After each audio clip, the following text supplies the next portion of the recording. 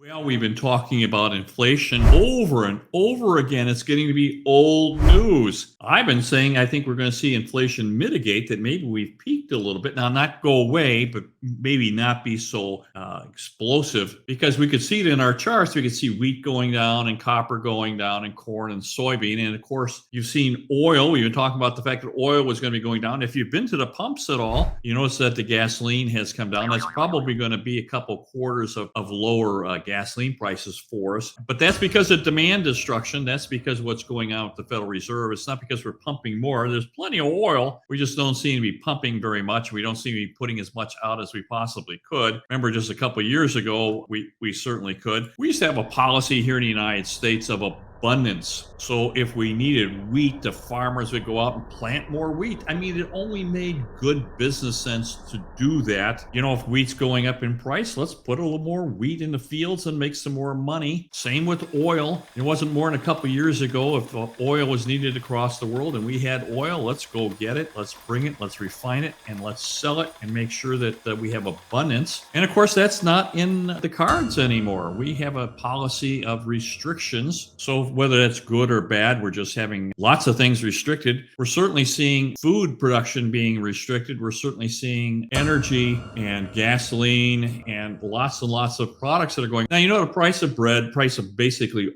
all agricultural finished goods have all gone up. I mean, you can't help but go to Costco or go to any of the grocery stores and see the fact that prices have gone up, some much more than others. Now, you're going to start seeing things come down just a little bit, but a lot of this is not the fact that we can't grow this. We're just being restricted. There's a lot of groups across the world that don't think we should be eating meat. We don't think we should be eating beef, that we should reduce our cattle herds. I've actually seen videos where they want us to eat bugs. Who wants to do that? And so they're trying to shrink our food supplies. And of course, when you have a shrunken scarcity and shrunken supply, that drives the prices up. That's what's happening when we go to gasoline. I remember a couple of years ago, we were the energy exporter of the world, and now not so much. That's not because we don't have the oil. We're just restricting the use of it. We're not bringing it up in pipelines and refineries, and we're just not using them. Same with coal. So it's driven the price of gasoline up. It's up double what it was. It was up almost triple, and it's been reduced. Now, that is because the oil and usage is being restricted. It's called demand destruction. It's getting less and less and less because people aren't using it.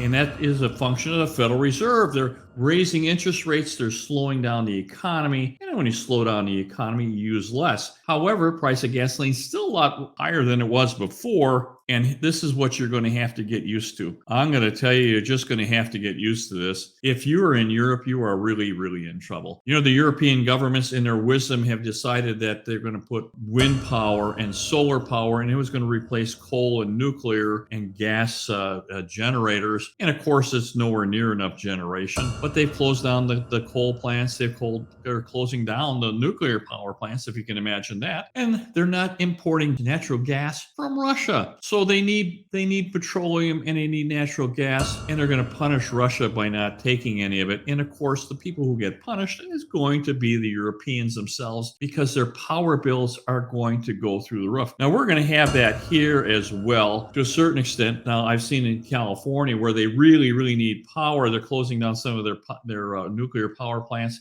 And I saw that they're closing down the Klamath Falls hydroelectric plants on the Klamath River because they say it's bad for the fish. Now, these plants have been there for 30 or 40 years, and just when they really need the power, we're going to close those plants down. So you can be absolutely certain that these people are going to see their heating and cooling bills go up. That's because of restrictions. They're going to have less and less power coming to them, and it's going to be a problem because it's going to become a scarce commodity. Now, our governments have two choices. They can defeat inflation by producing more. So you can get your production up, you can grow more, you can build more, you can have more herds of cattle, you can have more chickens, you can get your agriculture producing going. But a lot of the governments have decided they want to go to demand destruction. They want to limit all those things, and they want to remove them from the marketplace and remove you from the marketplace. That's called demand destruction. It's going to create shortages.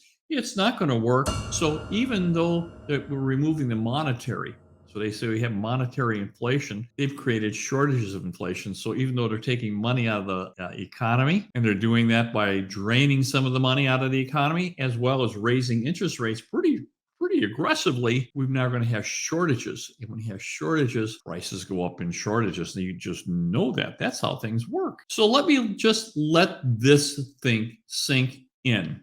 Here I am in my asset class. I'm an expert in residential real estate, investment real estate, know a lot about commercial real estate, but I'm absolutely an expert in investment real estate. And we rent properties. Now, we got this just the other day. This is for July. It's like 2 weeks old. That housing starts in the United States are down 10.1% on a seasonally adjusted basis. But on a year-over-year basis, they're down 18.5%. Multifamily is down 10% year-over-year and 17% seasonally adjusted. And that means we're just not building enough supply. Now, the number that's thrown around is 3.8 million homes short. Now, they're certainly acute in Florida, Texas, and Arizona, where everybody is moving.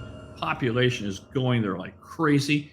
We don't have enough housing. Here I am in Maricopa County in Phoenix, Arizona. We have 100,000, 200,000 people moving here, and we're slowing down construction. Now, let's not confuse inventory from people bringing their homes to market with supply, because the only way you can get more supply is you have to build it. And if the builders are slowing down, I'm going to tell you the builders are slowing down. Even here in Maricopa County, they're getting scared to death because people aren't coming into new home projects, because we've had demand destruction by the Federal Reserve is raising interest rates and the builders are scared.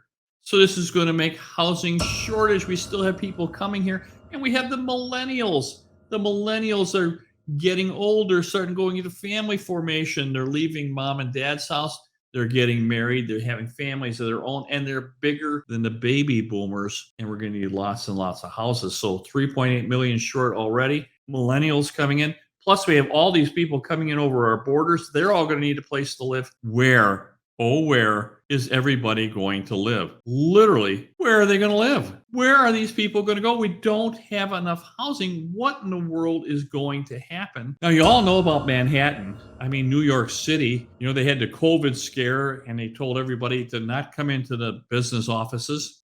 Restaurants closed, retail closed. The place became like a ghost city, and people left. They left the city, went out to the suburbs. They had all-time vacancy. They're having a terrible time renting their properties. They crashed and burned, and literally within a year later, they're at all-time highs. Vacancy is really, really low, and prices of rentals has gone to a historic high, and we have demand destruction because people don't want to buy.